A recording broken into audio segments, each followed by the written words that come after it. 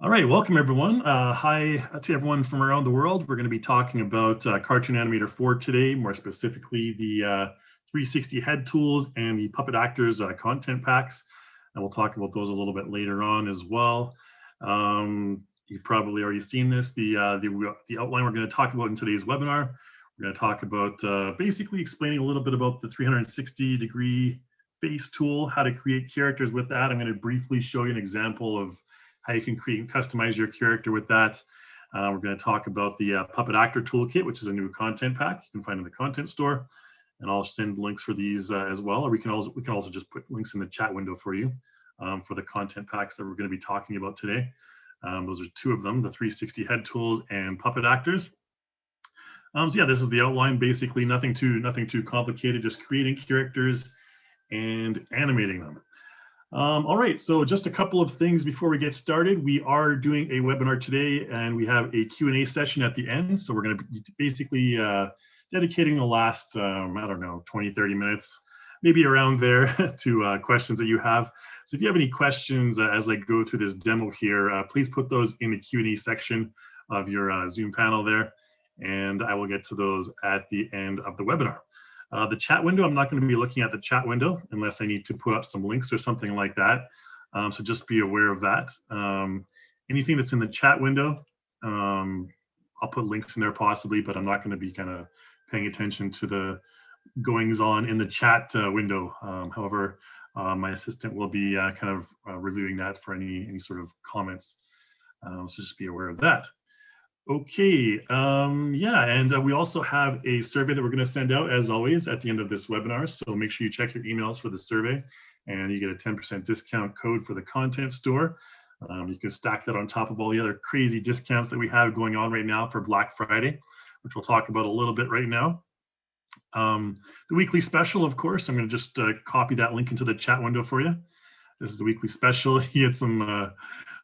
if you guys use iclone, we got some Christmas stuff going on here, down to $1 from $30. So if you have an extra $1 to spare, pick up some Christmas cheer, I guess.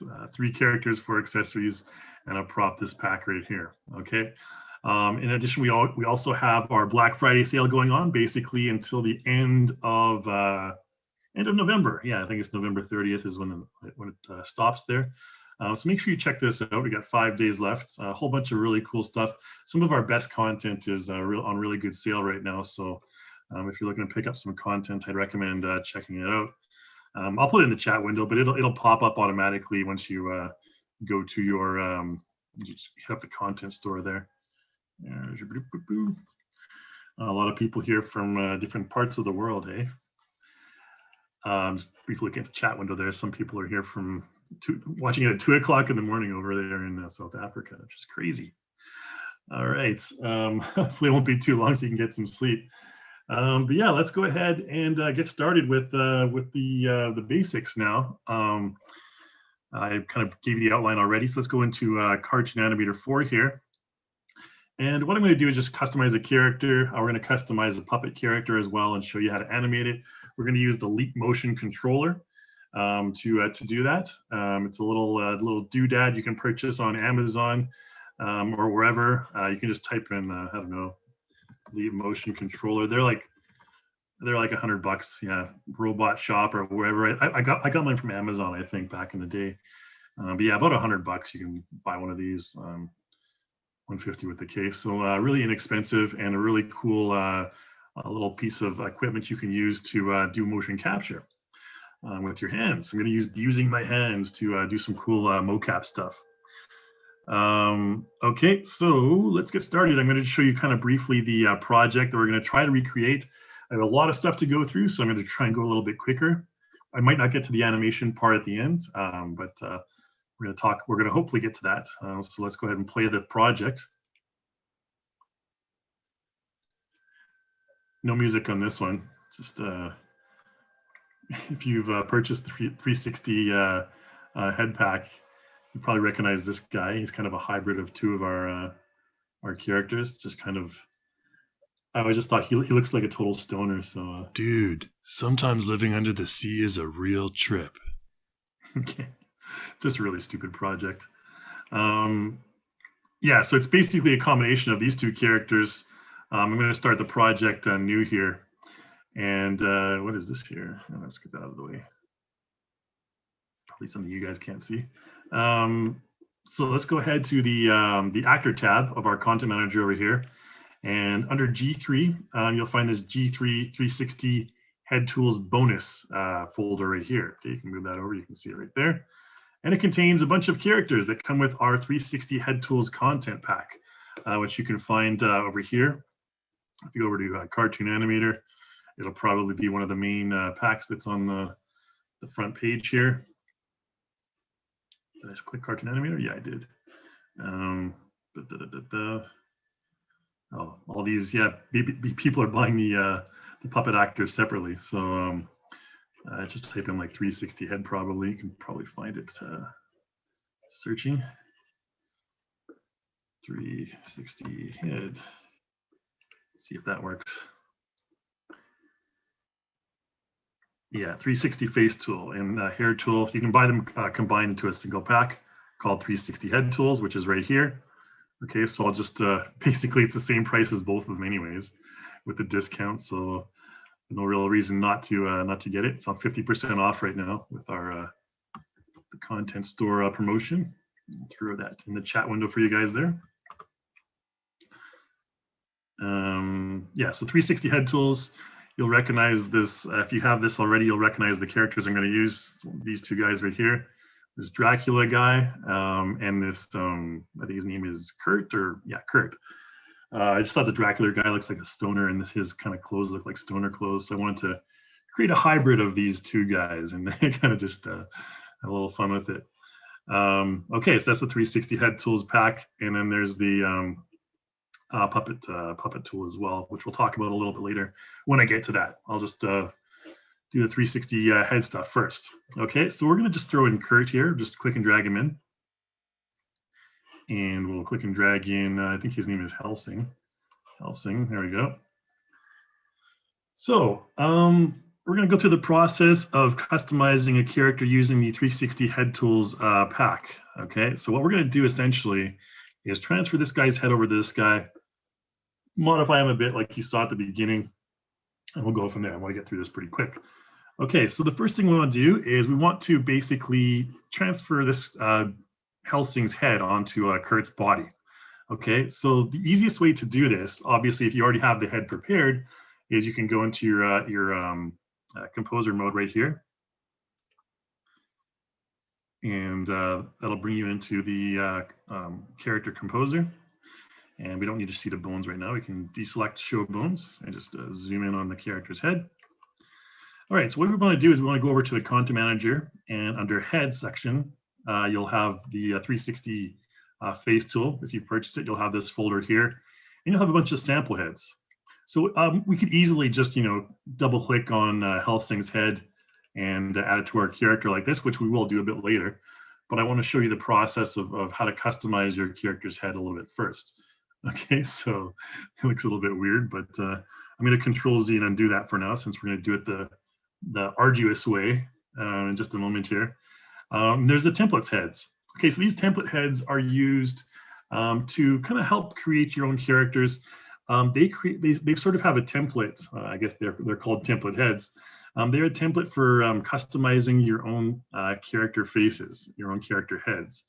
And you can see that each one of them has sort of different proportions on the face. If we go up to the top here, you can see this one has kind of like an oval shape of almost like an almond shape of the head, and the eyes are very close together. The nose is very high up. This one below, Heart 02. This one's similar, but it has the nose further down. This number 3 here has more wide set eyes, and the nose is higher up. Okay, and then there's also some for different head shapes. So depending on the type of character that you're going to be, creating, the type of head you're going to be creating, you'll want to use these different templates to match the type of head shape that you're going to be using. And it can be loosely based on the head shape. If you recall, Helsing's head was fairly oval shaped or fairly almond shaped on the bottom, a very sharp chin, and the eyes were very close together, and the nose was fairly high up, right close to the eyes. So we're going to be using Heart 01, this template right here. And what I'm going to do is just double click on that, and it'll replace Kurt's head with this happy looking dude right here. Or who knows if he's happy? He's a robot. Anyways, okay, so the step from here is we're going to take it into Photoshop. So for Photoshop, you need to go over here and select Launch PSD Editor. Now keep in mind that you're only able to do this with the pipeline version of Cartoon Animator 4.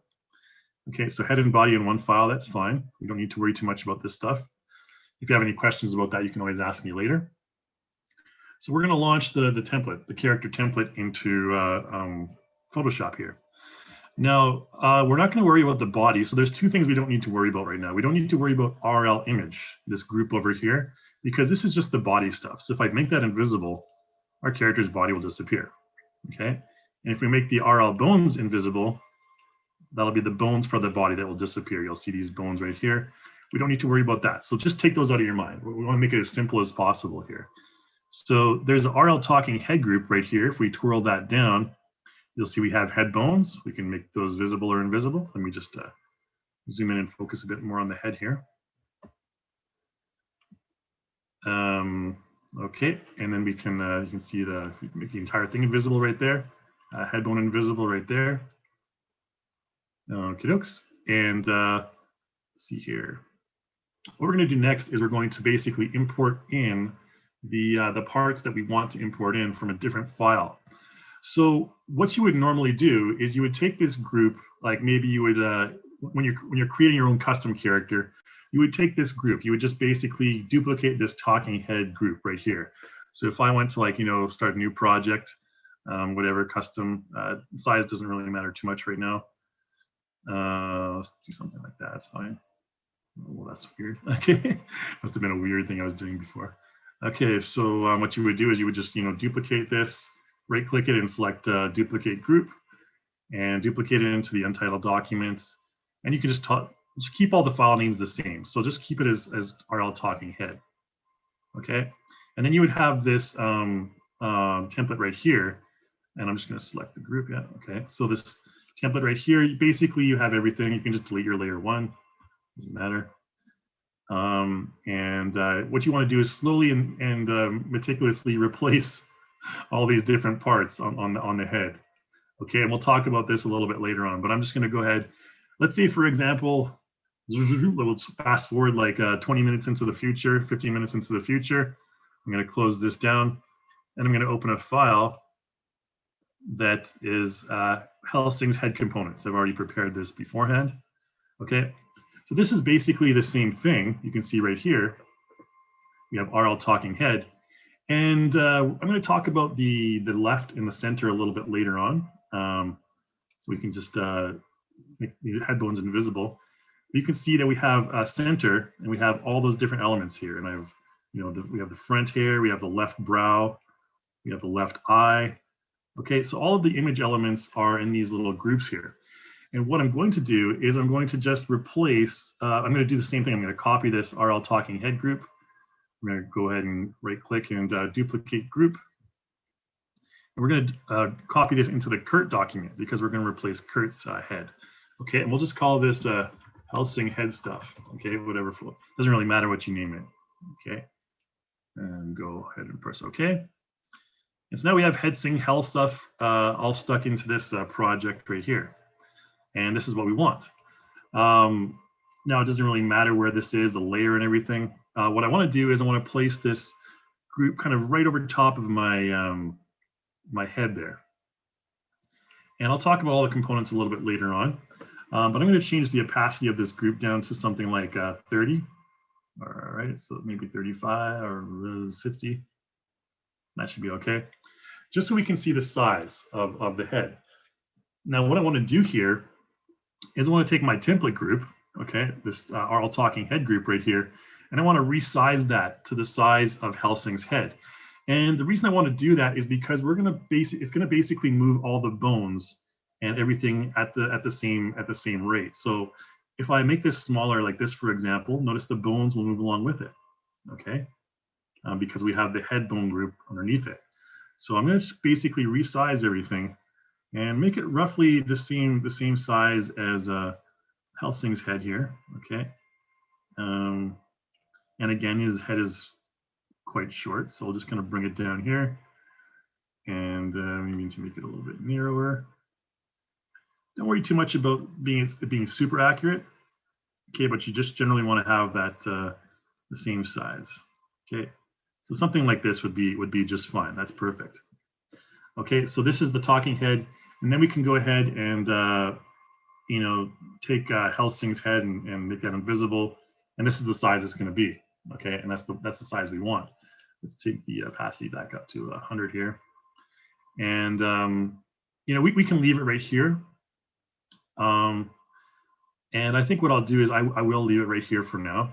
Okay, so I'm going to just take this group to the side, and we're going to talk about the hair stuff a little bit later on. So let's move this over here. So the next step is you need to basically replace all of these images. So if I click on, let's go ahead and auto select layer here instead of group. If I click on this, for example, notice that under my talking head, under the center group, under mouth, it'll have our normal mouth right here. And there's a number of different mouths and everything. I won't talk too much about the mouth because it's a bit complicated, but the other stuff is a lot easier. So the nose is an easy one, for example. The nose only has one single image called normal. You can make that invisible. That's the single nose image for the normal. So what I'm going to do, I'm going to replace a couple things on the face here.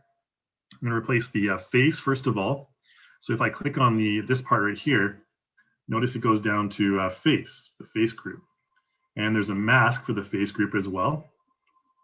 You can see the mask is basically, it's very important to have a mask that is on the inside of the face, because the mask will basically, you'll see a little bit later when we move our character's head from left to right, if an eye like goes off of the face and it's not masked, if the mask is incorrect, the eye will just kind of float into space. All right, and I can answer more questions about that later, but I want to get through this pretty fast here. So this face image right here, all I'm going to do is I'm going to replace the face and the mask images from my talking head stuff up here. All right, so let's go into center. And let's go into face down here. We have this face. So this mask and this face. I'm just going to go ahead and copy those.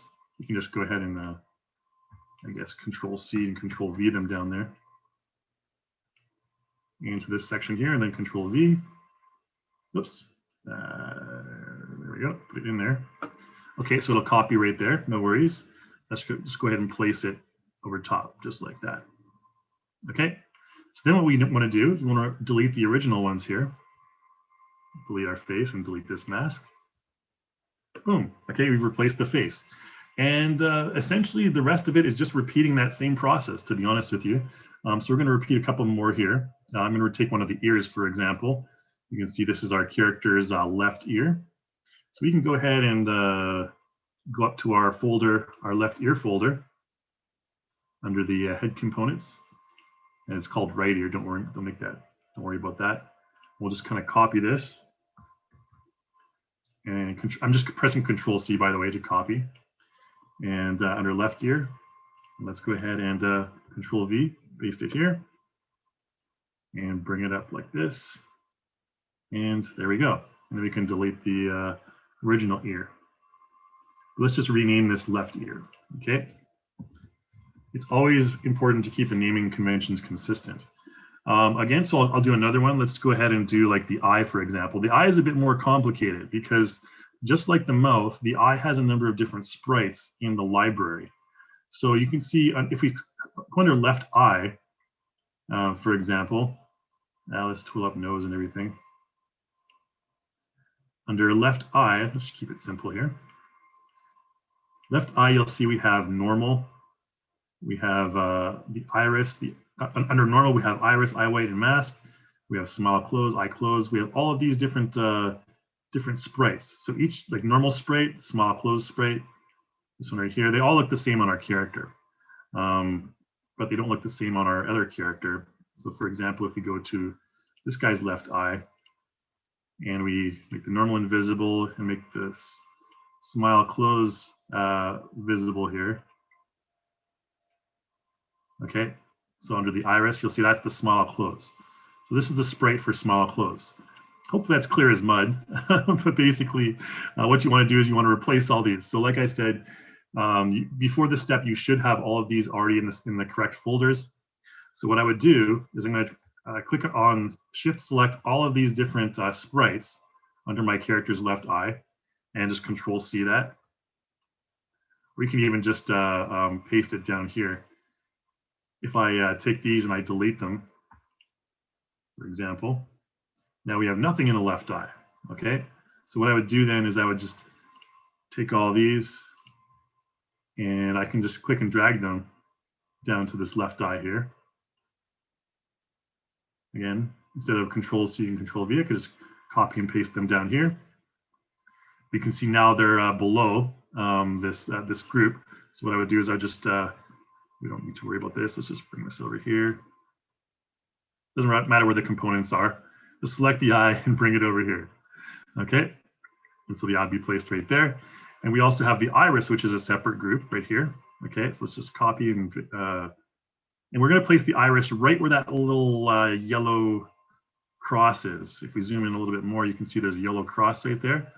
That's where the iris goes. Okay, very important step there. Okay, let's do the nose. One final one. We'll do the nose, and then we'll just move on because basically it's the same process, and I don't want to kind of bore you with this whole monotonous process. I already have the face saved.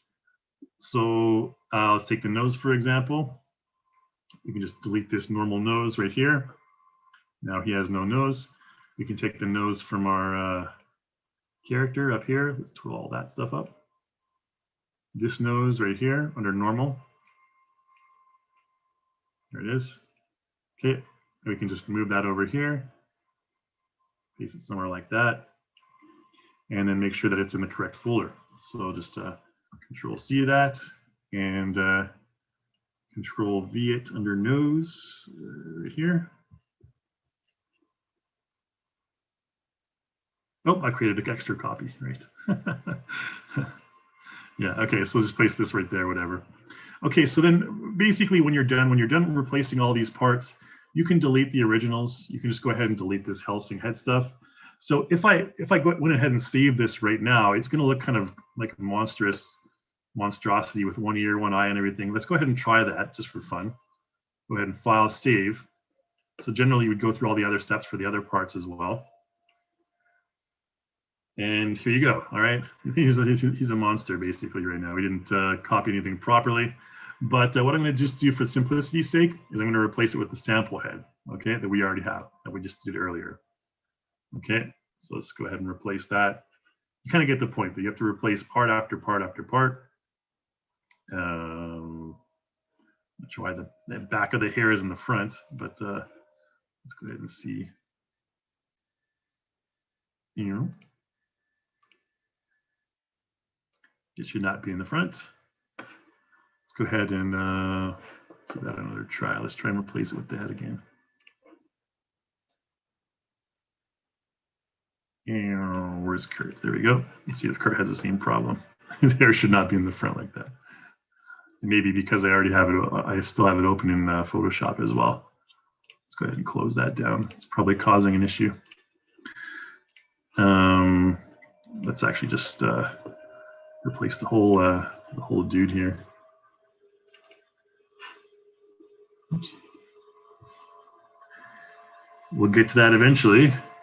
And then after that, what we want to do is we want to okay, let's go ahead and delete Helsing. And then we want to replace the head. And I'm going to talk about the different head profiles. So when you replace the head on the character, notice that this character's head is facing kind of to the left at 45 degrees, to his right, I guess, to our left. Okay, so when we replace it, hopefully his hair doesn't go in the front anymore.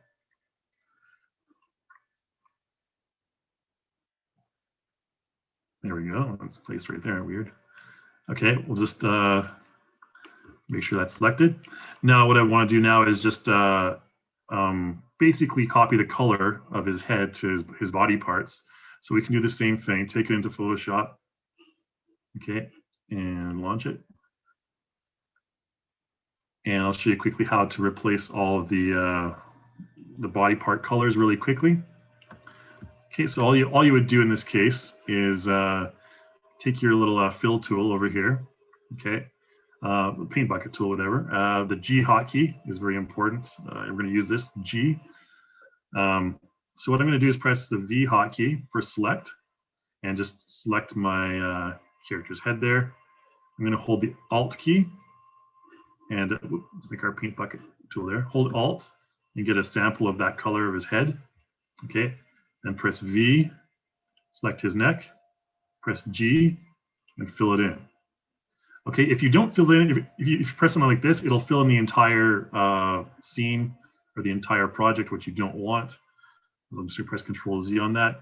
So make sure that you press V and select the item that you want to fill in first. So V, select upper arm, and then G, fill. Okay, V, lower arm, G, fill, and V, hand. You can see it selects the hand item here, and G, fill. That needs to be filled as well. Okay, so basically the same process over here. Really simple. Okay.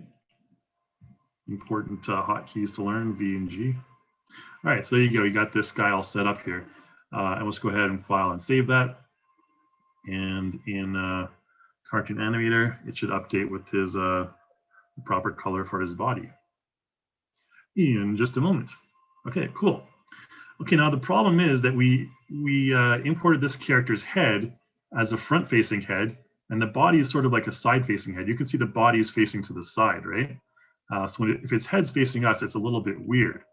If we go over here to our head creator, I want to get this part really quickly here, and I preview it, you can see here, it looks fine. Okay, decent. But what we're going to do is we're also going to replace our character's hair. So once more, I'm going to take him into Photoshop here. He's actually still linked in Photoshop. If we, for example, want to try it again, it would just ask us to update in Photoshop. Okay, we can just go ahead and update. And what I'm going to do is I'm going to replace the hair on my character. And to do that, we're going to open a new project. Hair components. I think George, right? Hair, yeah. All right, so we have 3 components for our character's hair. We have the front hair 2, and the back hair. Now you're probably wondering what this big, black thing over top of our character's head is. That's actually just a kind of a mask thing. So if your character's head is turning to the side and there's a bald spot, this kind of just covers that up. Now, the reason why this is so far away from the character's head is because the purpose of this character's head, he's kind of supposed to be bald in the front. So if you don't want your character to be bald in the front, like in the temple areas, then you want to make this mask thing a little bit smaller. Okay, but I'm just going to go ahead and quickly replace this. Let's go ahead and take our hair, same process, duplicate the group. I'll call it George hair stuff. And bring it into Kurt. Okay. And there we go. So what I would do now is I would just go into that same talking head section there. Just select my character's hair. We selected the back hair, which is this part right here. Okay. I can take this back hair and bring it over here. I want to bring that into the same section there, make it kind of resize it, make it larger. This will be his new back hair. Okay, cool beans. And then we can take the original back hair and delete it. Okay, so this is basically the same process, really easy. Take the front hair, bring the front hair over here and just kind of resize it, stretch it out a little bit. So that kind of covers reasonably well his forehead there. Okay, and just press enter, and then copy this front hair into this front hair folder. Okay, and this is the front one here. We want to delete this one. Okay, and then we're going to take this front hair _1. We're just going to go ahead and delete that and take this one and bring it into that folder. Let's just rename it. Okay, just to keep the naming consistent, and place it right about here. Now, because he has like kind of hippie hair now, he has nicer hair. we're placing this hair kind of closer to his head. And I'll show you what that means in just a moment. Now, with this particular character, you can see he has a center and a center right talking head profile. If I go ahead and save this, just like this, and I go into Cartoon Animator here, what we're going to see is we're going to see his hair replaced at some point. So if we go over back to our 360 head creator right here and preview, notice that pop, when it hits here, it'll snap and it'll pop back into this hair. And that's because we didn't replace the hair on that side profile. Okay, so over here is fine. Okay, of course it needs some fixing, but pop right here. We want to go ahead and we don't need to launch it again really, but I always just do this just to update. Then we need to take those same files, the hair components from the RL talking head in the center. So this one, and the back here. And we want to copy and paste those into the center right profile. Okay, so center right, you'll see right here. So front here, I'm going to Control C, I'm going to Control V that in front here. We want to delete the original. That's for here's 01. Okay, front here, right here, Control C, and paste it in front here, right here. And delete the original. Okay, I think that was the right one. And then back here, Control C, and back here, delete this one here, and paste it. Okay, and don't worry about the positioning. We can always change that later. Just go ahead and file and save. And now it's going to be, everything's going to be correct. All right, so let's go ahead and test that out. Review. Boom. All right, so don't worry about the position again. We just need to worry about that it's actually there.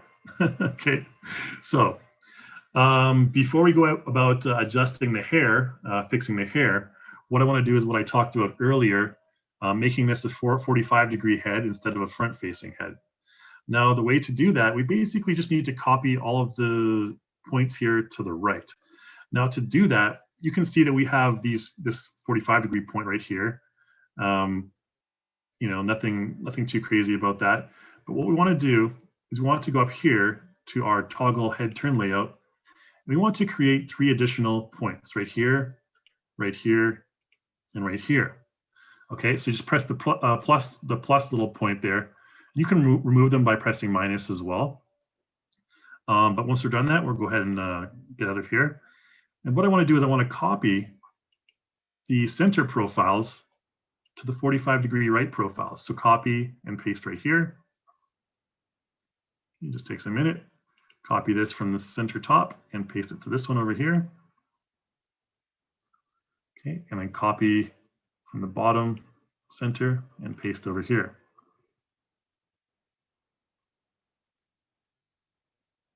Okay. And then what we have is we have this. Okay, so from here to here. And then we want to do, of course, is we want to copy these ones to the center. Okay, so just like we copied the center to the right, we want to copy these ones to the center, just like this. Copy, paste over here. And again, of course, we're going to fix that here a little bit later. Don't worry too much about that. We'll copy it, paste it right here. And copy and paste right here. Okay, and once we've done that, we can actually delete these points on the 45-degree left. So let's go ahead and do that to our toggle head turn layout right here. Press the minus key there, the minus point, whatever, minus right here. You'll see it'll overturn all head settings, no problemo. And finally for the bottom. All right, so this is all I'm going to do with this character. We'll fix the hair really quickly, and then we need to get on to the next part, which is the puppet actor and the motion capture. Okay, we're already a few minutes overtime on that. So if we preview now, you can see now his center is the side. Again, don't worry about the hair. I'll fix that right away here. and right here is fine. Okay, so let's quickly adjust the hair points. Okay, so everything else is fine. We'll take the center one. We'll move the hair up here. Oops. We should be able to get this front hair. Okay. This is placed right there. Not sure this little front section isn't moving. Oh, there we go. Now it's moving. All right. There you go. Okay, so that's what it's going to be like. And then take the left hair like this. Move it over here. So he's kind of got that like kind of punk style right there. And then let's go ahead and just take this and I don't know why everything's a little bit weird, a little bit wonky, but there you go. There's our front hair at a 45-degree angle. Okay, so you can see here, this is the mask that I showed you earlier, that big mask thing. And if we go over here and we unmask it, you may recognize this part right here. It's right here. So the way I did that, by the way, is I went over here and you press the mask button right here. Okay, and then get your back here in position as well. Okay, whatever looks good, I don't know. Now we have this, and up here, you kind of get the same, you get the idea anyways of what we're doing here. So just like this, and then downwards. And just kind of place stuff where it needs to be. Oops. There we go. And anyways, the process is just basically the same thing. Getting everything taken care of. And we'll just copy and paste this to the bottom there. And paste it to the top corner. So then we can just kind of move this, basically move everything up a little bit, but I don't want to waste the time kind of going back and forth. I think you kind of get the point because I want to move on to other things. If you have any questions, I'd be happy to answer those questions a little bit later on. So there you go. You have this character now with all the hair set up and everything. And I'll go back into, then if you want to save it, of course, go to your content manager, go to actor, custom, under character.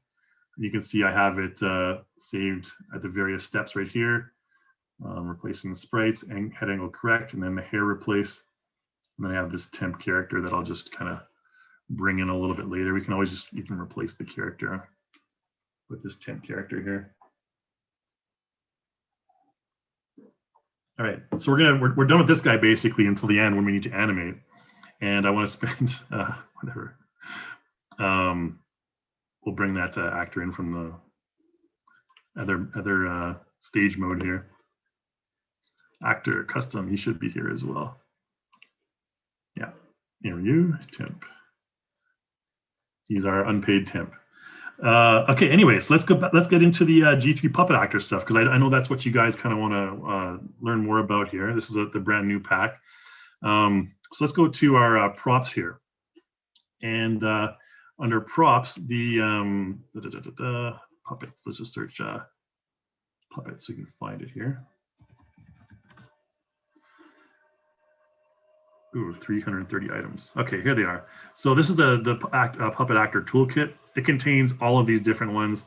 Honestly, I don't know why you'd. I mean, maybe in some cases you just want to purchase the small ones, but they're like, I mean, $5, $10 a piece. Some are $15. So might as well just get like the full pack, to be honest with you. This one right here, I'll paste that in the chat window for you guys. Okie dokes. Yeah, so you can browse this page and learn more about this stuff. I'm just going to show you a couple of brief examples here. And to start off, I'm going to use my favorite character, which is the goose. Okay, so once you download that pack, you should, under props, you'll have a G3 animator, or sorry, under actor, let's go to template here. You will have a G3 puppet actor toolkit, because these are in fact actor characters, I guess you can call them. Okay, You can see there's a whole ton of stuff like humanoid, there's robots, there's rabbit dolls. These are just templates that come with the program or with the content pack. There's like smoke, peacocks. I wish I had time to demo all these for you, but I think you can do it on your own time. I'm going to show you this long neck one, which is my favorite, the goose. It just reminds me of that goose game. Oh man, what was it called again? Basically walk around as a goose. It was popular a few months back.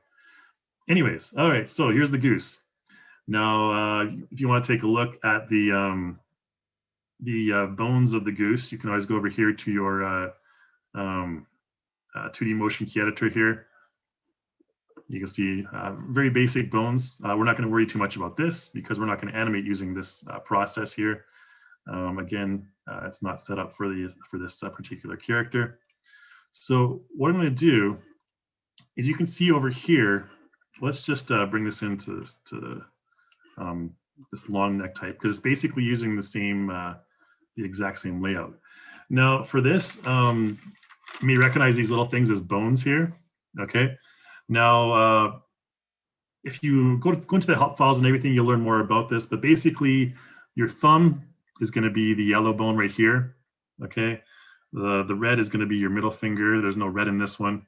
The green is going to be your ring finger, and the orange is going to be your index finger. So index finger and ring finger right here are going to be basically the ones that open your beak, okay? And then the yellow one is going to be the yellow is the thumb. It's going to move the neck a little bit back and forth. So let's go ahead and take a quick look at this. We're going to load up the Leap Motion controller first. Okay, so first of all, you want to go ahead and load up the Leap Motion control panel. That'll be this bad boy down here. Where is it? We can leave Photoshop open for now.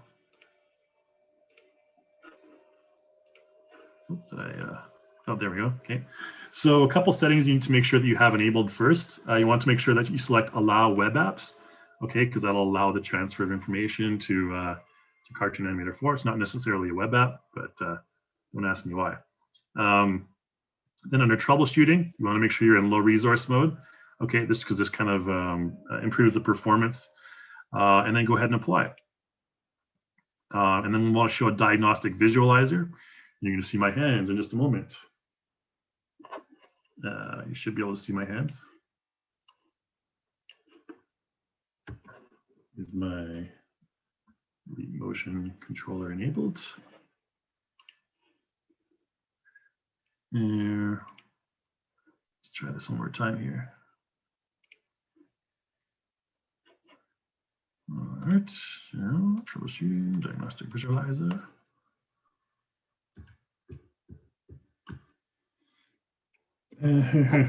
Yeah, it was working like 2 seconds ago. Now it's not showing my hands. Let me see if I unplug it and plug it in again here. Will it work? Device status disconnected. Well, let's try and reconnect it. Okay.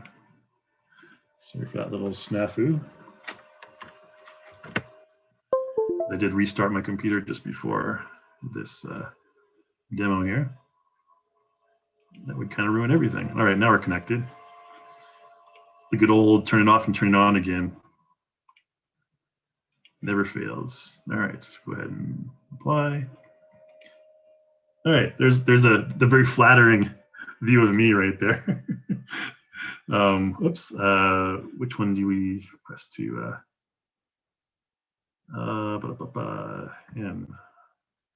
No, F mode. Yeah, so we don't want to see, unless you want to see the bottom of my face like this and the hands, you know, this is the more important part right here, okay? So that's my hands right there.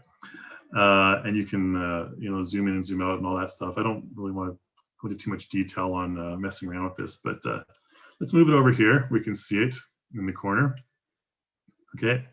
And we'll just go ahead and press OK. That's me scratching my nose. Okay. So I'm going to make this a little bit smaller, and we're going to load up the Motion Live plugin. Okay, so then you need the 2D Facial Mocap suite. to do this. So I'm going to go over here, and there's the Motion Live plugin. That'll load up right here. Now let's just bring it over here somewhere, whatever. To connect, select Leap Motion Controller right here. Click it, and it'll turn green. Go to your hand and select Leap Motion Controller for your character. And let's take a look a little bit about how to animate this duck here. Okay, so I'm going to go ahead and quickly preview. Press space. You can see, like I told you, the middle finger right here. That's the bottom part of my duck's face there. Index finger is the bottom of the beak. There's the tongue and the beak. Okay, the tongue is separate from the beak. Right there, so we can make the tongue stick out like that. Just take a look at which fingers of mine are moving in which position. Okay, there's a couple things you can do here. Generally, what you'll want to do is, first of all, you'll want to set zero pose just to get the most accurate result. So I'm going to go ahead and quickly do that. Set zero pose. We're going to set the countdown timer to just like 2 seconds. Okay, and it's just going to basically give us a baseline. I'm going to put both my hands like this. 2, 1, that, and straight out, and then kind of crunch them together. I'm going to be doing most of the stuff with one hand, just because so I can have one other hand controlling the mouse. In this case, okay, there you go. All right, so what I'm going to do now is we're going to go down to, I like to have smooth hands on because it kind of smooths things out a little bit. And I'm going to have both hands controlled by my left hand. So I'm going to click right here. We're going to have left hand controlling everything. And also what I'm going to do is up here, I have control mode set to hand. If I set this control mode to something like forearm IK, and I go ahead and preview, take a look at this. Now, if I move my hand up and down, it'll kind of move my goose's neck to the left and to the right, that, up and down, and you can tilt it like this. If I kind of put my hand forward like that, you can see what it does right there. Okay, that's basically like you can't see me right now, but I'm moving a hand right in front of my face facing outwards. Okay, and like this, like that. Okay, and then you can have your goose talk like this. You can kind of float along like this and go quack quack like that. Okay, and whatever sort of position you want the goose to be in. Now, again, there's other things you can do if you go down here to strength. I don't want to do too much into this because we have to kind of talk about how to replace the stuff as well. If you can see my hands moving left and right like this, if I take that strength down to 0, now my hands moving left and right doesn't do anything. Okay, now it just goes only up and down like that. If we make it a little bit, let's see, we can kind of make it a little bit, and the heavier strength will be like this. Quack, quack. Okay, so you kind of get the point. I just kind of want to show you this goose as a demo. There's other various controls like the hand rotation and everything. But what I'm going to talk about now is just basically replacing the parts of one of these. And specifically, we're going to replace the crab. Okay, I don't think we're going to get into the animation too much, but I just want to show you the process quickly of replacing this multi-foot crab here. Okay, and this crab basically, if we can animate it the same way. I'll go to Motion Live here, Leap Motion, and what I'm going to do is just use the hand control mode. Press preview. Okay, you can see that it kind of goes all wonky like that. And if we want, right now I'm only using my left hand. So my right hand is controlling the. Okay, so you can see my thumb is the big claw on the top there. And then my front index finger, middle finger, ring finger. You can see I'm not very good at moving them independently, but you get the point. And if I went to control and I have everything controlled by my left hand, we need to stop the preview and preview one more time. There you can see the result right there.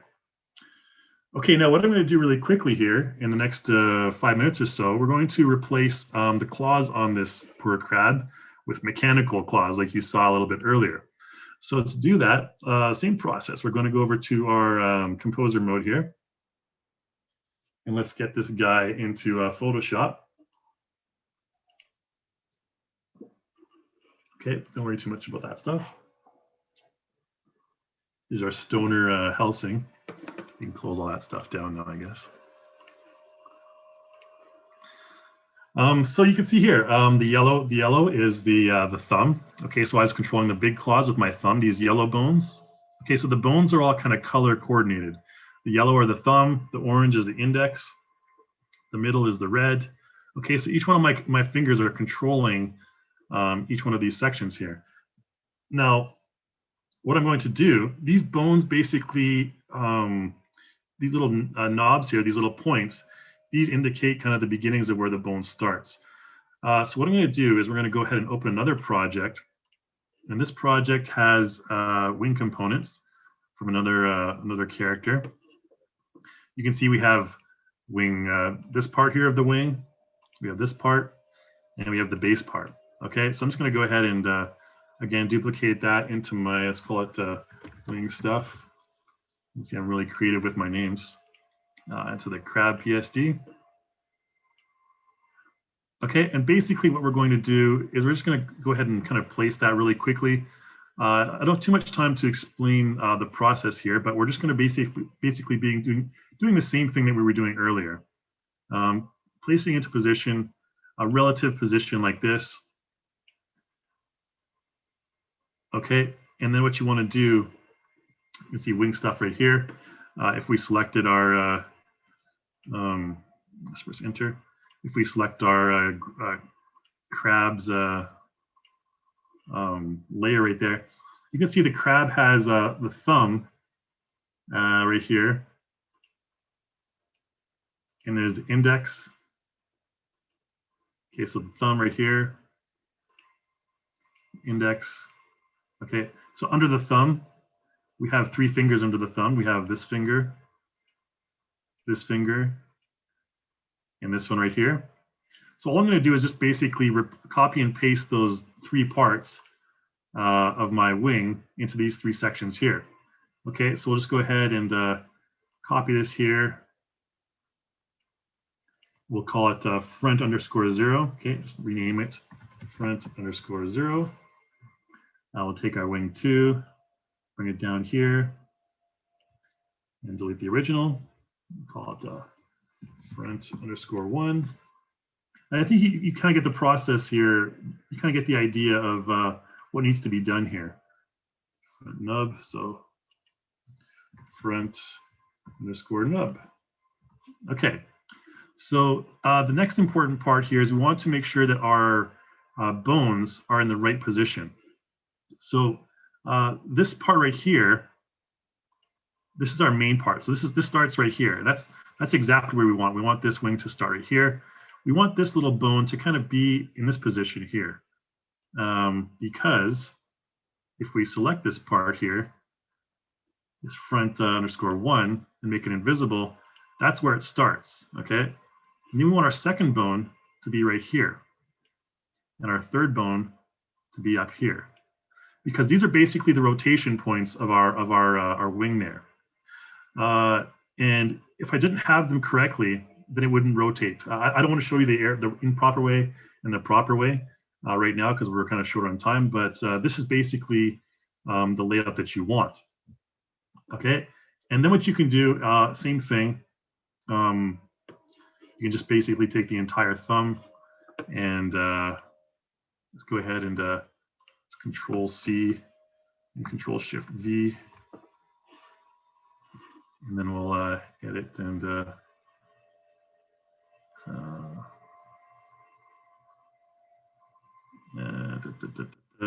flip 180. Oh, that we want to have and make sure we select that. Where is it here? Yeah, this thumb right here. Make sure that the group is selected. and transform and flip horizontal. There we go. And just take it. Nope. Can make sure you select layer this time. And this one here, this one here, this one here. And bring it over here. And basically do the same thing on the other side, okay? You know, what I'll show you right now, let's just go ahead and delete that for now.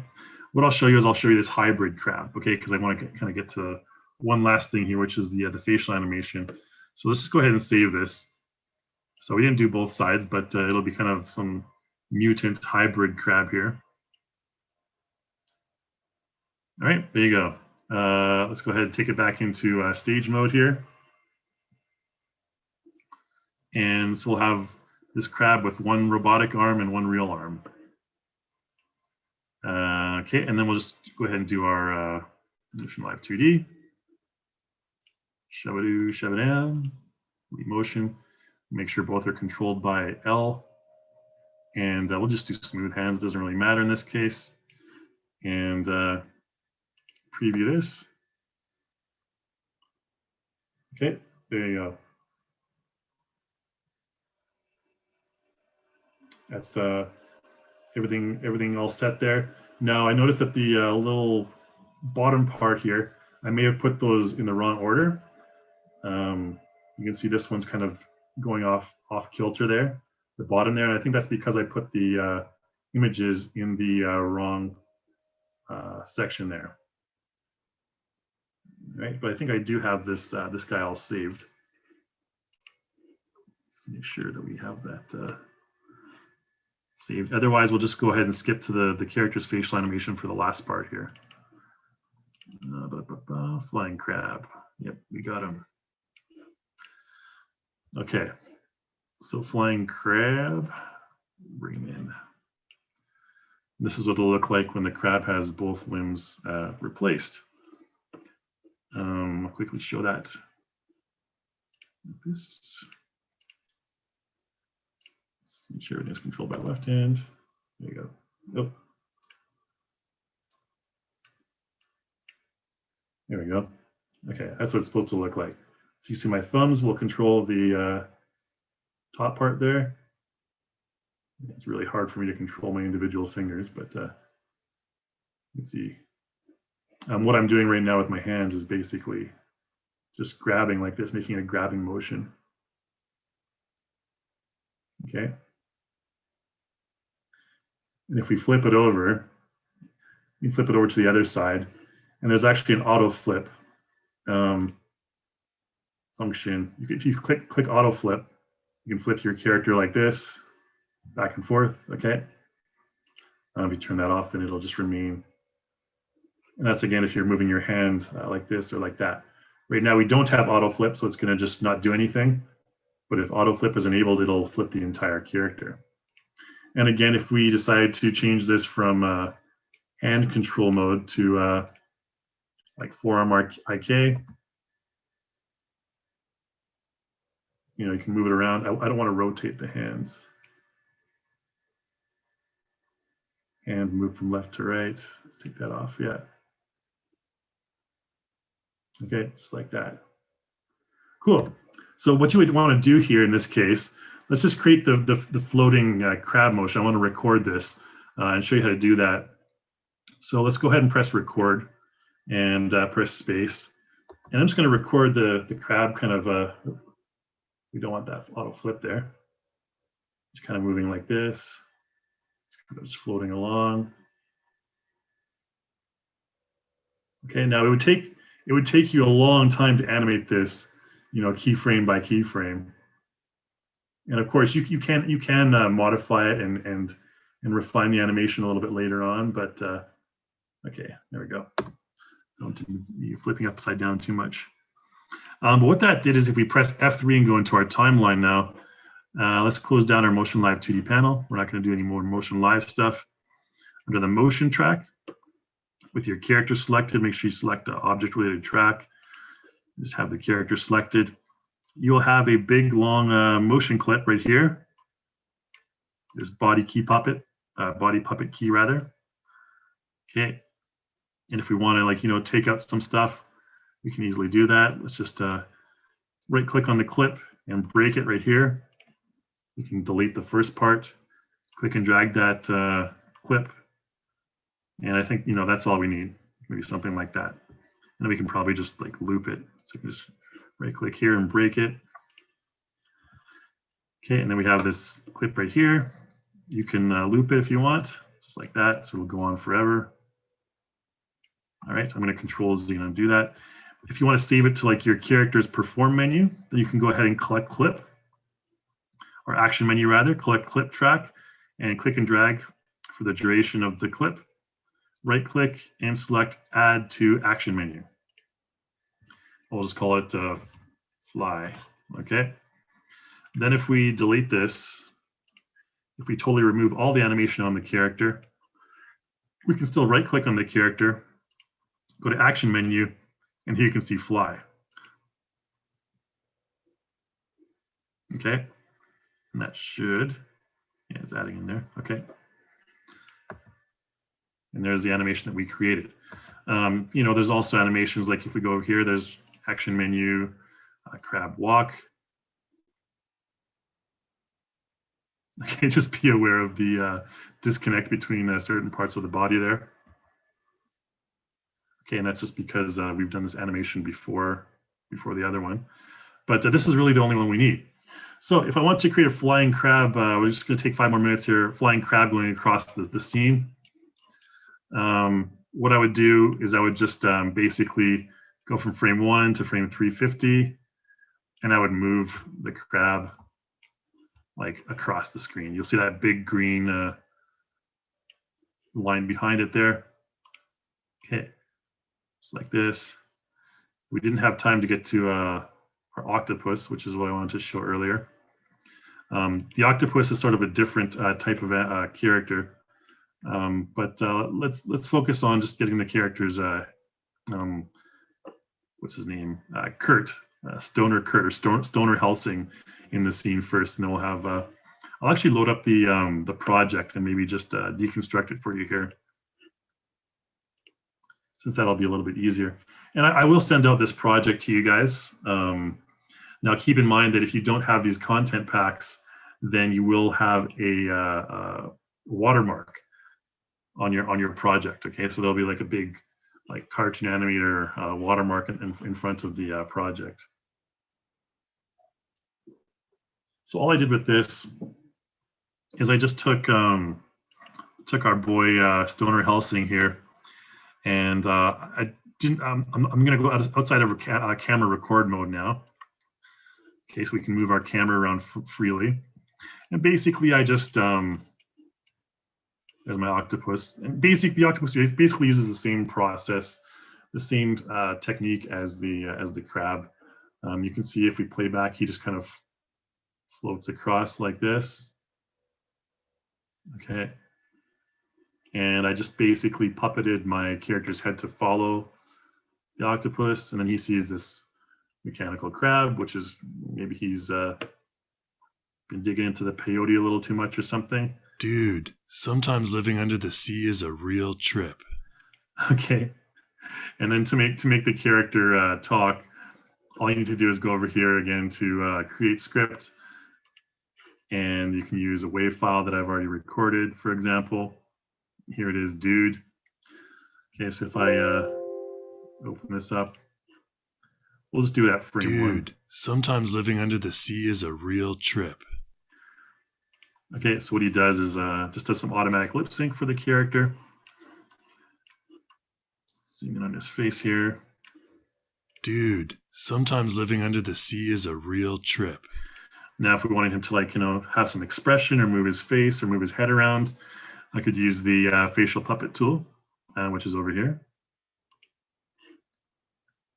And just use any one of these profiles. Again, you can go into the details on this, all kinds of details. If we preview this, you can see this is like a sad, this is his happy face. This is his smiley face. This is his angry profile. So you can see his eyes are always kind of like just stoner eyes like that. And you can move it around. If you don't want any of the facial expressions to change, then you can just clear the selection here and only have head movement, head rotation like this. Okay, so there's his hair moving around like that. Okay, so you get that really nice 360 head look. Okay, and this is after I replaced the hair and everything, so you know, fairly cool. We changed him from a threatening vampire to like a stoner kid. There you go. You can click the mouse button to have your eyes closed like that as well. Maybe he's like listening to music. You can have him nodding his head like this. And again, to do this naturally would take probably, I don't know, half an hour of animation, maybe 20 minutes. Whereas you can just use the facial puppet tool to do it really fast, just by using your mouse movements. Okay, have him kind of bounce around. Cool. Okay, I think that's all I want to show you. Let's get to the Q&A section, get to the stuff that you guys want to learn about, and we'll go from there. All right, where did my Zoom panel go? There we go. All right, we already got a few questions all set up here. Just a reminder, I won't be answering questions from the chat window. I'm going to be answering the questions from the Q&A section there. All right. Okay, question from Daniela Mazulu. What is the most expensive and accurate facial animation? Through camera or with the face key editor? Well, Daniela, basically what I would do with the webcam, you know, you can do some really good facial animation with webcam. Let's do a quick demonstration on this guy. Since I was basically, I kind of got cut short because of the time on the facial expression. So I'm just going to remove his animation. And I do have installed, I believe, the facial key editor. Hopefully the back of my apartment here is not too dirty. But we need to go to our face server, right? So for facial animation, face 3D tracker, you'll see me in just a moment, hopefully. My face should pop up. I do have a webcam, I swear. Oh, there we go, that's why. Okay, there's me. Okay, so let's make sure that everything's okay. That looks good. Okay, well, I'll always have it on top, I guess, that's fine. So what I would do, I mean, for animation, and the lighting is not really ideal right now. The sun has gone down over here, basically. So what I would do is I would start like this with facial animation, and there's Motion Live 2D. Let's move my face over here. And Stoner Dude over here. Now when we click on Face 3D, it will connect. You can see status connected up here. And we can change our face to Face 3D. And set 0 pose is just like your basic standard pose like this. Like when you're posing for a passport photo. And then preview. Okay. Move to the side.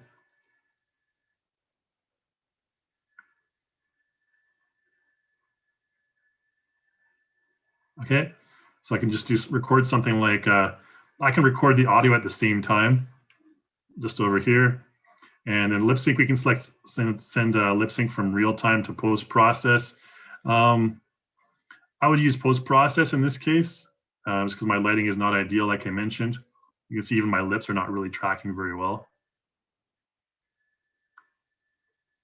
Okay, just because the lighting is really not ideal right now. You'd want to have light in the front, and all the light in my apartment is coming from the back there. So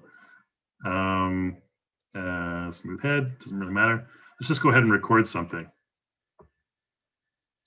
Wow, this is such a trip. I love animating with Motion Live. Dude. Okay.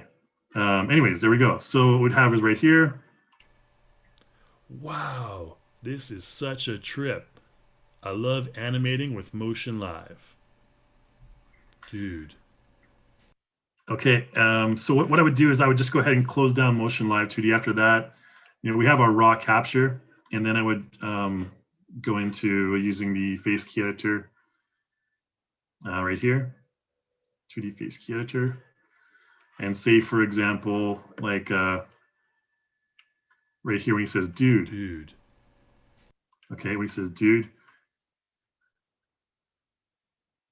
maybe I wanted his eyes to be a little bit larger. In that case, what I could do is I could go to deform. I could select the eyes and just kind of, move them slightly up like that. Just like these eyes. Whoops. Move them slightly up like that, and then go a few frames down. And make them wider like that. Okay, so again, this is really fast what I'm doing right now. And if I press F3 and go into my timeline, you'll be able to see under face, under facial clip. We have all these keyframes right here that are done with the puppet clip, and those can be, of course, baked and everything. The facial motion, I want to go to face deform, and you can see we have 2 keyframes right here for face deform. This one right here, just copy that and paste it over here. So you can see his eyes will go from here to here. They'll get large and then back to small. Okay, so large, small, just like that. Maybe a bit faster there. Okay, but that's kind of how you would, after you get the raw capture, if you want to do more editing, you have like this part right here, so from there to there. And we could even just right here, we could even make these wider as well if we wanted to, just like. So this gets into a lot more of the detailed editing. And so now they'd be small and wider, okay? So they'd go like this. And then for your face, your mouth rather, what you would do is you would go up here to the voice clip. And under the voice clip, you have different keyframes as well. So like this K or this T, for example. If I double click on that and I change it to like a O, for example, it's not going to have any effect, because basically what we've done is we haven't done the facial capture. We haven't done the lips editing with automatic lip sync. We've done it with facial animation, or so motion capture animation rather. Okay, so when it's mocap animation, these items right here, they're not going to have much of an effect. Okay, you can see ooh, T right there, like that. But it does sort of conflict sometimes with the facial animation, the motion capture animation. Okay, so here maybe you would change this to like ooh, and have it expressive. But sometimes it's not really, it's having a conflict, like I mentioned as well, with the other keyframes. So here we go. You have to delete some of the other keyframes before you mess around too much with it. So this one would be like a woo, change it to a TH. Okay, so there's only a few facial sprites. So here we want a dude like that right here. Okay, so it wasn't as accurate as it could be at the beginning. So maybe a dude like that. This could be like a this one here. So dude. And then we copy that, and so I'm doing it really quick, guys, but I just kind of want to show you a brief example of it. Dude. Okay, so that'd be like D dude. Okay. Dude. And that's how you would refine the motion capture. And then after here, maybe you could put like a none. Dude. Okay. And basically what you want to do is you want to clean it up afterwards. Now, like I mentioned as well, the effect, I'm just doing this on the fly. I'm totally not prepared to do this. So I would generally want to kind of really adjust my lighting. You can barely even see my face because it's so dark right now. But I would want to adjust the lighting for sure. There's a number of other things I would want to adjust as well. So, all right. I just wanted to kind of briefly go through that because I think that's an important question. Kind of the animation and cleanup process of the whole animation. So hopefully that answers your question, Danielle, at least about kind of the process that you would go through to capture facial animation, facial mocap animation rather. Next question is, I used to have issues, not at the project I work now, but in the past, with heads not wanting to attach to the head bones. Was I doing things wrong, or was it a bug? Heads not attaching to the head bone. Now, I'm not really sure why you might have that issue. That could be a case-by-case basis. Sometimes there are bugs, particularly for the bone kind of stuff like that. What I would suggest doing is if you're in composer mode, don't worry about that. Make sure that you have the head selected before you try to replace it. So the blue selection box around the head, that's one thing that I recommend doing. We can change this with Gertrude's face here. That'll be funny. So there you go. I think what I did earlier is I had like the hip selected, and then I tried to replace it with it's finicky, you know. Sometimes if you have the hip selected, it'll replace the hip on like there, right? So I selected I had the hip selected, and I replaced the head. But if we go to our layer manager, you can see our head is still normal. Okay, talking head right here, and we just have to reposition it. Oops, not the eye. The head. There we go. All right, so just something like that might occur, but again, it is still connected to the correct place. Like if we went back into stage mode and moved your head around, there's the same animation that I just created there. Is that eye thing that I created, the eye size increase there. Yeah, so I mean, it would be a case-by-case basis. You can always email us, email me, kai@reallusion.com, or you can also check out our forums, forum.reallusion.com. Often that's the fastest way to get your answers, to be honest. Forum.reallusion.com, because there's a lot of people there, and everyone's trying to help each other out in our community, and kind of reporting bugs to each other and kind of confirming bugs. So that's always a good place to check, forum.reallusion.com there. Okay, next question from Cheryl Brown. If I buy the iclone Motion Live, will it work with my webcam without any further hardware or software? Okay, so here's the big difference between iclone and Cartoon Animator when it comes to facial motion capture. Now, Cartoon Animator 4 has basically our own proprietary facial motion capture. So the facial mocap that you're using in Cartoon Animator 4 is developed by us, and it's fairly expensive. I think the whole thing is a couple $100 or something for the 2D motion capture suite. However, once you transfer over to iclone, the webcam with iclone is done using Faceware, and the Faceware software we need to that's basically proprietary. So we pay royalties or whatever to Faceware for when that's used. So that's a bit more expensive, and it turns out that for when you're doing facial animation for iclone, it's less expensive to use the iPhone 10. If you have one handy, iPhone 10 or up, all of them work, than it is to use Faceware. However, if you're using Cartoon Animator 4, it's less expensive to use your webcam because it's built in. The webcam stuff is built in. And iPhone is a separate gear profile. Now, keep in mind that if you do have both software and you do purchase one profile, then you can use it on both programs. So if I purchase the iPhone profile for iclone, it'll also give me a free iPhone profile for Cartoon Animator 4 as well. Okay, so you can use you can purchase one profile and use it for both software, which is pretty good. But yeah, in terms of price points, webcam is cheaper for Cartoon Animator, and iPhone is cheaper for iclone. Okay. Another question from Cheryl here. Replacing face elements in Photoshop. Couldn't someone make a replacement script, an action script to do this automatically, assuming the naming was correct? Yeah, I mean, ideally that would be really cool.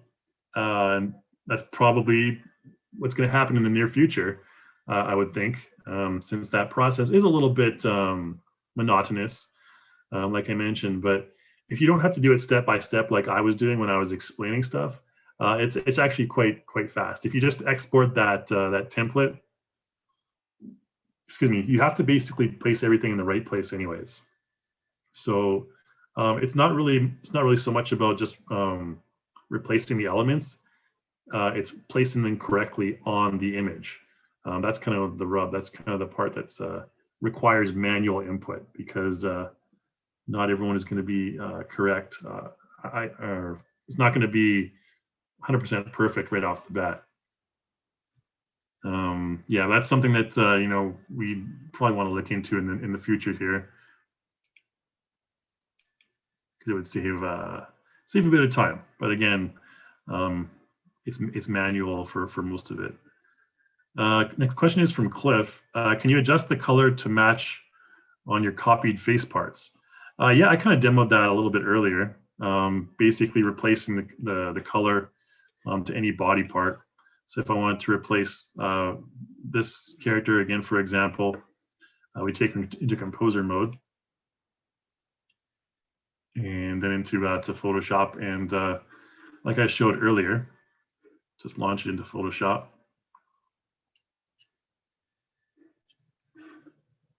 And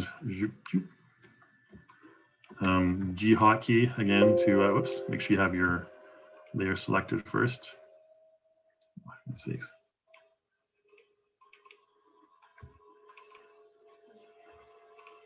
There we go. Yeah, Alt, and click that. Okay, and then V, select another part like over here, and then G, V, and G. So again, same process, just basically selecting different parts, and there we go. And we'll leave her with one frostbitten hand, and everything else will be fine. All right, but you kind of get the point there. That's how you basically, the easiest way to copy and paste the colors from one body section to the next. Okay, so follow-up question here from Cheryl. Can you get the same result as 360 by doing it manually? I found a tutorial and it seemed to give the same results. Technically you can do basically the whole process that I showed you. You don't really need the 360 head tool, but it does help a lot in terms of getting your proportions correct and the rotations correct. And that's the main thing, because with the rotation, you'll notice that I didn't really have to adjust things too much for the rotation, except for the hair, obviously. But all the facial parts basically were automatically already set, and that's really useful, because I mean you take a lot of extra time to get those into the correct position, the facial features and the masking and everything. So that's what those templates really provide. Is they provide a good basis for positioning of every facial element, every facial bone, and also when you change the size, it helps to provide the more accurate detailing and positioning for that. But yeah, you can just easily take this character and replace those parts manually one by one. But again, that's really, it takes a little bit longer for sure, and it's a bit more effort. Question from, oh, sorry, Cliff, I answered your question. I guess I didn't read ahead there. Next question is from Anita. Do we have to change the color for all hand poses separately, or is changing one hand change all? Yeah, unfortunately, you have to change the color for all hand poses separately. So you have to go in and change the color for each one. There's no feature in Cartoon Animator 4 to replace all the colors at once. You have to do that one by one in Photoshop. Again, it takes a couple minutes, not terribly long, but ideally there would be some way to just kind of replace, all the skin colors like we had with the G2 characters, but these characters are a lot more detailed and therefore require, a little bit of a longer process to customize. Okay, let's go to the next question here from Alan. While two applications are open, look for the link symbol as both applications communicate with another.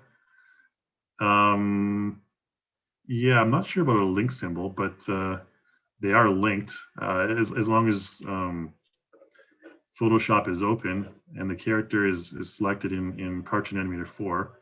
There will be a link between them. Not sure if there's an icon anywhere that shows that. It might be in Photoshop. I'm not aware of that, so that may seem pretty dumb if it's easy to find and I haven't seen it. Okay, next question. We'll go to the next question for now, anyways. Anonymous attendee, please specify for viewers that puppet control with hand motion is only available for PC users. Oh, very good point. This is something important to note. For those of you who are Mac users, right now, currently, you cannot use the Leap Motion controller. And we've had a lot of complaints about this, unfortunately. But what turns out to be is that Apple hasn't updated their API, I believe, for the Leap Motion controller, and therefore we're not able to use the version that they have with our new software.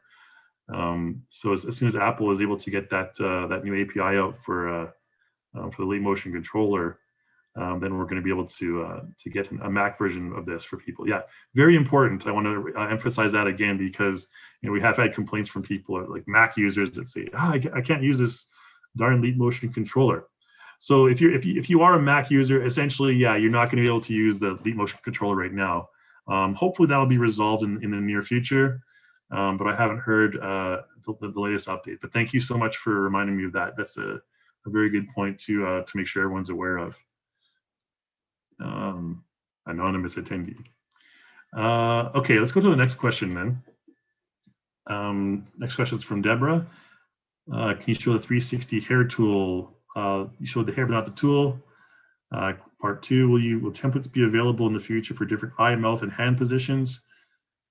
The templates in the store don't show all the different sprites needed, nor is there a chart available.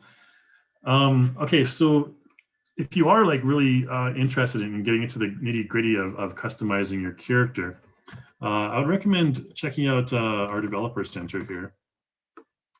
Developer.reallusion.com, because there is resources here for Cartoon Animator, and a lot of the stuff here, we do have templates that you can download here as well. This G3 PSD template download, this is for the hands as well. There is a number of different templates that you can download here, and they definitely do. There's charts and everything here as well. The whole white paper has a bunch of charts on exactly what you need. So I would recommend, if you're really into, I'll put this in the chat window for you guys. If you're really into customizing your character in more detail, definitely check out the Developer Center. Now, this is intended for people who want to create their own characters and sell them on the marketplace or the content store. But if you are, technically savvy enough to get into the nitty-gritty, of your character, then this is a good one to use as well. Now, okay, going back to will templates be available in the future for different eye, mouth, and hand positions? Yeah, the templates are all available here. This is the PSD template download. I believe we do need to update this for the newest version.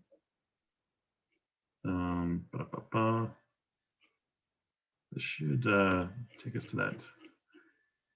This may be something that we need to take a look at because this took us to the wrong page here. White paper. Okay, the white paper is here.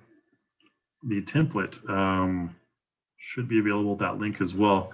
I'm going to take a look at this later. If it's not, then we're going to have to get that set up here. The tutorials are here anyways. Okay. Anyways, that's the official developer resource site there. And if that is not available, then we need to get that replaced. Okay, so the 360 hair tool. Let's go back into Cartoon Animator. I don't have too much experience with the hair tool itself, but hair is basically, it's really basic, like I showed you earlier. I mean, generally you'll have a front hair one, which is this one that's masked out right now. Okay, like right here. And they're all just basically different, slightly different types. So we have the front hair one right here. Just they all have the same pattern, the same layout, and the back hair right here. If I go to like the, are we in? Yeah, we're in composer mode here. Like go into head and go into hair right here. 360 hair tool. There's a sample hairstyles right here and the template hair right here. Now this is just basically if you want to replace. I don't have I don't have anything available right now to replace it with, but you can see all the templates right here. For example, if I replaced it with these low pigtails, for example, if I just use these low pigtails template hair, that's going to give me this. And you know what I would do in this case is I would take this into Photoshop and I would color it myself. So that's kind of what the hair templates are for. This one should be back here. Well, it should be ahead of the neck or behind the neck, anyways. Where is my character's neck here?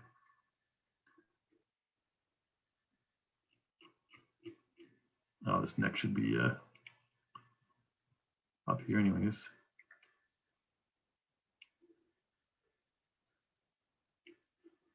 Yeah, this would need to be adjusted. Yeah, something like that. Because you wouldn't want the that to be in front of the neck. You probably want to kind of change the layer of this a little bit. But you kind of get the point there. You just kind of resize these, and they're just there to kind of like I don't know, color in and resize and adjust. There's not really much else to it, to be honest. There's a sample hairstyles here. This one's pretty cool. It's like this Dragon Ball style hair. But yeah, I think you get the point. And I don't really have the settings all taken care of yet, but yeah, this stuff needs to be the layers need to be swapped for this this back here.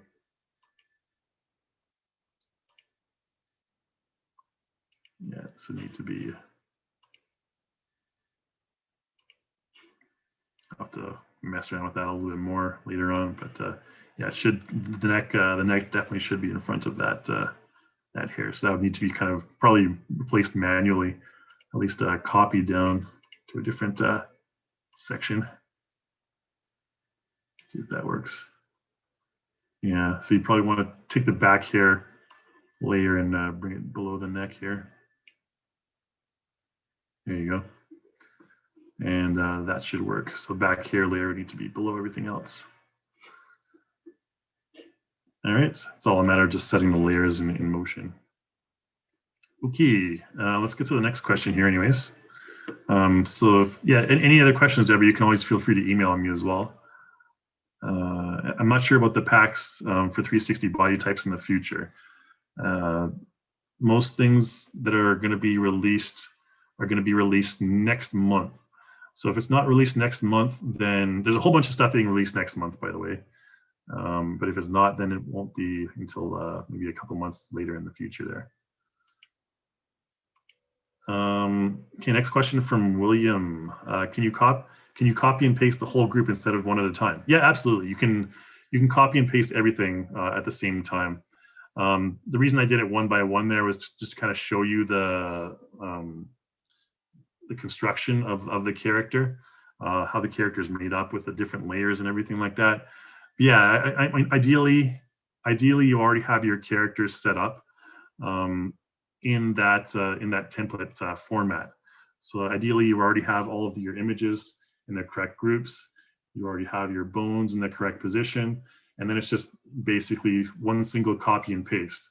And it's that easy. You can even just delete the original and copy and paste the replacement in. And that whole process that I took probably about 10 minutes doing to show you how to replace the individual body parts, you can do that in 2 minutes, 1 minute, if you've already done all the legwork.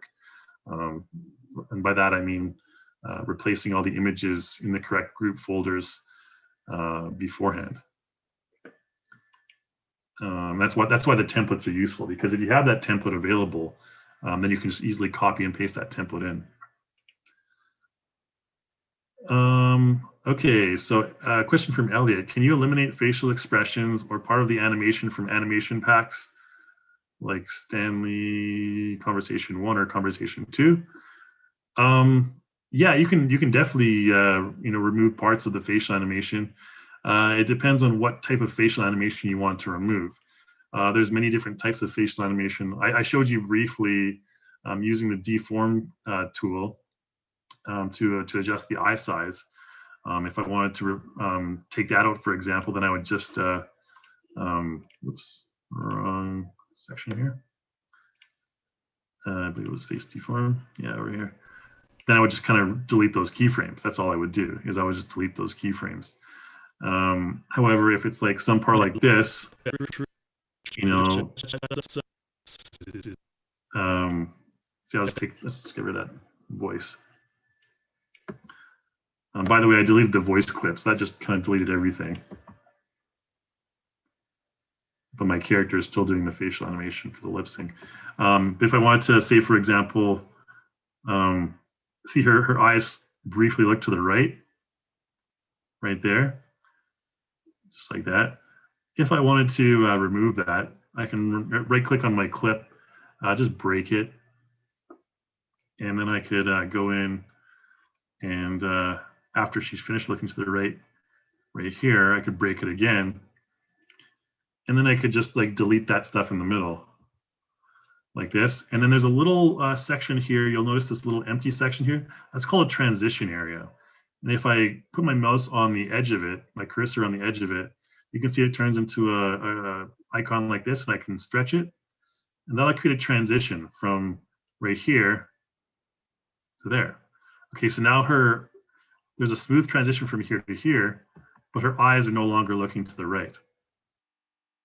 Okay, so that's just one way you can, adjust that, and so on and so forth. Another thing might be if I, for example, here, you can see her ear goes in front of her face. If I wanted to use the face key editor to fix that, I could go right here into face key editor and just use morph right here, and I'll use my head 3D move and head rotate, and I can just click and drag anywhere in the white area here, anywhere around my character's head, like that. And what that's going to do is that's going to create a keyframe in my what track would that be in?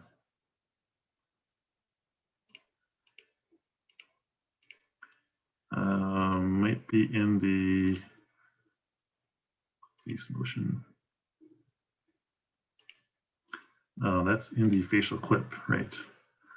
That's in here. So that's in the head clip right there. So what I want to do is I want to remove a bunch of these keyframes right here.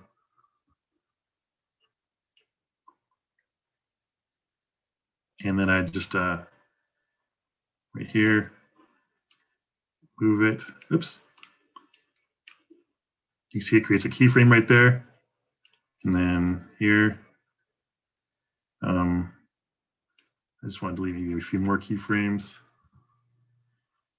And then probably just rotate it like this again here. So then from here to here, that ear would no longer be going in front. Okay, but it still does over here, I guess. Okay, so you'd want to just, again, however long you want that edit to be, just remove those keyframes. And keep in mind, those keyframes are just added automatically. There you go. I can even just take that, move it over here. All right, so then from here to here, we wouldn't have any, but then, of course, we need to take all these. You get the point. I'm just doing sometimes I get lost in the moment of editing. There you go. That would be the limit. So you can still have a little bit of rotation, but no ear popping in front. Okay, anyways, as another example of editing. Sorry to go on like that. Sorry to go off on a tangent. Next question is from Julius. Which would you say is more accurate for lip syncing, the webcam facial motion capture or importing a high quality audio over, voiceover file? Julius, absolutely the audio voiceover file would be more accurate for lip syncing. And the reason for that is just simply because right now the lip syncing for the webcam is fairly decent, but generally you'll always need to tweak it a little bit, at least a little bit. So the audio voiceover file is generally the best way to do things, and that's only going to get better in the near future here. We are working tirelessly on the lip syncing technology, to improve it. Next month you'll see some great improvements with iclone's facial lip sync. The only type of lip sync is facial lip sync. Yeah, you'll see a lot of improvements with iclone next month, actually, I believe, or probably January at the latest. Don't quote me, but it's coming in the near future, anyways. Okay, that answers that question. Let's go to the next one here from Cheryl. Where do I buy the faceware profile to go with iclone Motion Live? Okay, so to find the facial profile or faceware profile for iclone Motion Live, let's go to our main page here, and let's get this out of the way. Products, go to Motion Live 3D on the main page, and then just go over here to get out of here, Black Friday. Go over here to buy, and this chat window's in the way here. And then at the bottom, you'll see add-ons, mocap plugin and profiles. You'll see the facial mocap profile down here. So you can see the live face is $249. So that's the iPhone one. But then when you switch to faceware, it's $990. Okay. So that's why I was mentioning, if you do have an iPhone, there is very little difference in quality between the iPhone and the faceware capture devices, the capture quality. But then again, the caveat is that you need to have an iPhone first. So if you're not an iPhone user, or if you can't, borrow your older brother's old iPhone or something like that, then you may have to go with the faceware route. But yeah, the iPhone is, and of course the faceware, the advantage is built into your computer, built into your laptop in most cases, and you have the quality of faceware behind it. But again, to be honest, the iPhone depth cam does create really good quality capture. So the choice is up to you. Okay, so Deborah asking about the hair tool. See, hopefully I gave you a little bit of enough information about the hair tool there, Deborah. I'm not the best artist, so I'm not going to try and mess around with it too much, but you can warp those templates and you can color them and do all sorts of fun stuff. That's generally what they're used for. What I showed you earlier there. Question here from Pavel. Can you export a motion capture from iclone to CA4 and vice versa?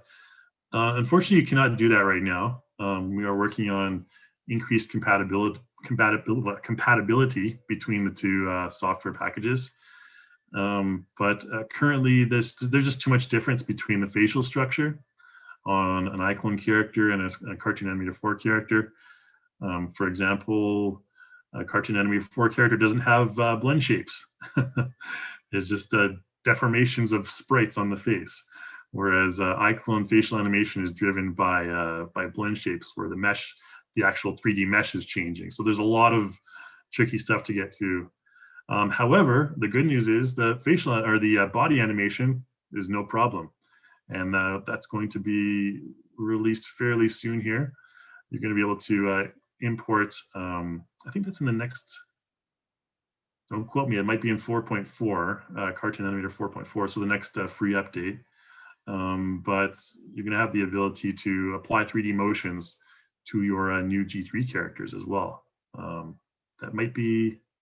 I believe that's coming quite soon, probably Q1 of next year. I think you can look forward to that, if I recall correctly, but don't quote me on that. That might be the earliest, but yeah, right now the only characters compatible with 3D motions are G2 characters. So if you're not familiar with G2 characters, that's the old school Cartoon Animator 4 characters, which are, you can find them up here. And these are characters that you can rotate around 360 degrees. Just like, let's use a naked dummy here. I like using this new guy. So you have this naked guy and this like weird haired hippie in the desert here. So again, if you actually use the bracket keys on your keyboard, you can rotate the character like this. Okay, so pretty cool. And you can apply, an iclone animation to this character as well. All right, that's the only characters that can currently do 3D motions, but it's coming to all the other characters in the future here. Not the regular G3 characters, but they'll be a new type of character. Okay, Deborah also asking, will there be future packs with more templates, such as a template for the different eye, mouth, and hand sprites, or a template with different 360 body types? That is something that we're working on, yeah. Especially with the technology I just mentioned, where we're going to bring in those iclone motions to 360 characters. That's going to be, we're going to come up with templates for that as well. Whether or not they'll be available upon launch of that feature, I'm not certain yet, but there will be definitely templates for those types of characters in the future. Next question from Tim. When I launch the different body parts into my image editor, the resolution is very low. Will Relusion eventually allow higher resolution or vector? Vector is something that we're definitely working on, and I've really wanted that for a long time.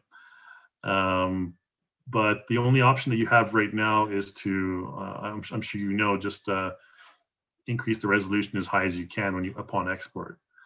Yeah, to allow high resolution, I can't really give you a solid answer on that, Tim. Sorry, but I know that vector is under construction, I guess you can say right now.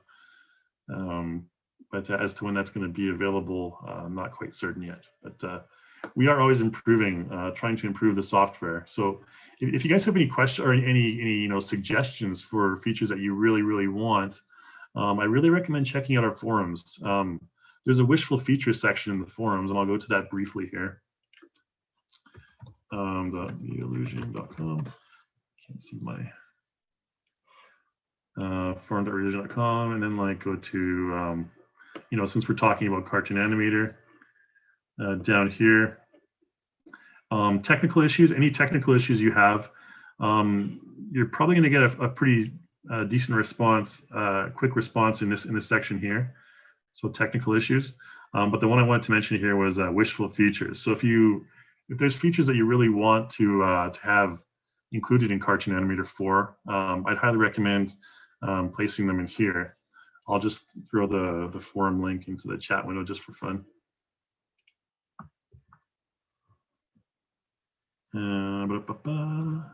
Okay, there you go. Okay, so yeah, make sure you put all the stuff that you want in there, because our development team regularly peruses the forums here, and especially the wishful features section. Okay, the question from Ricardo. I think this has to have a learning curve. Did you think to open courses?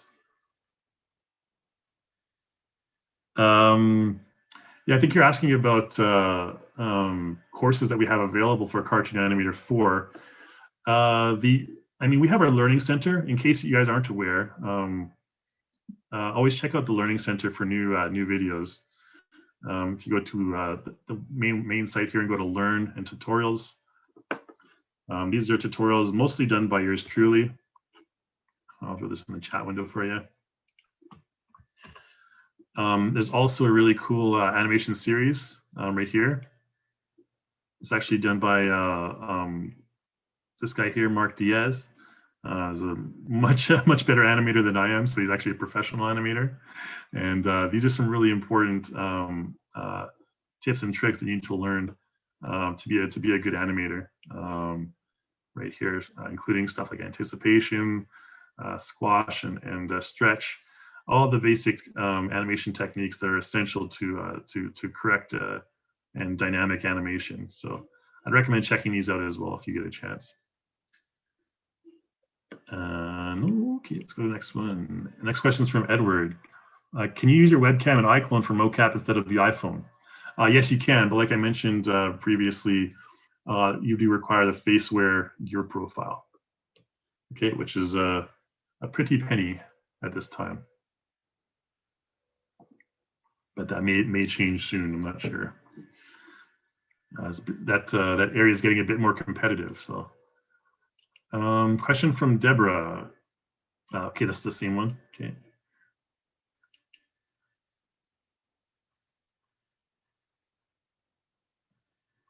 Okay, so Alan mentions here, I think the link is shown when you have your character launched in Photoshop. I'm kind of curious about this actually, so I'm going to launch my character in Photoshop again and see if it shows up. I'm not sure where it is on the screen actually. That's funny.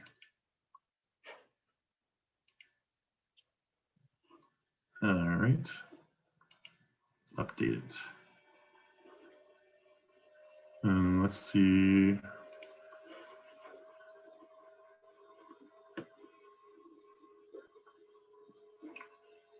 I'm not sure where it would be. Maybe Alan, you can kind of give me a little hint in the chat window where the link is, unless I'm not seeing it from something that is hidden from another window in my Zoom panel here. All right, let's go to the next question for now anyways. Okay.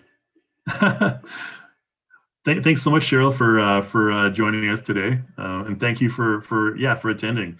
It's always really good to have you guys here, and hopefully I do what I can to help you along your cartoon animator journey. I may not be the most ideal animator. I'm not a professional animator, but I do know the software, so and I do know how to kind of explain things a little bit better. Yeah, so thanks for attending. Good to see you again. And next question will go to Stan.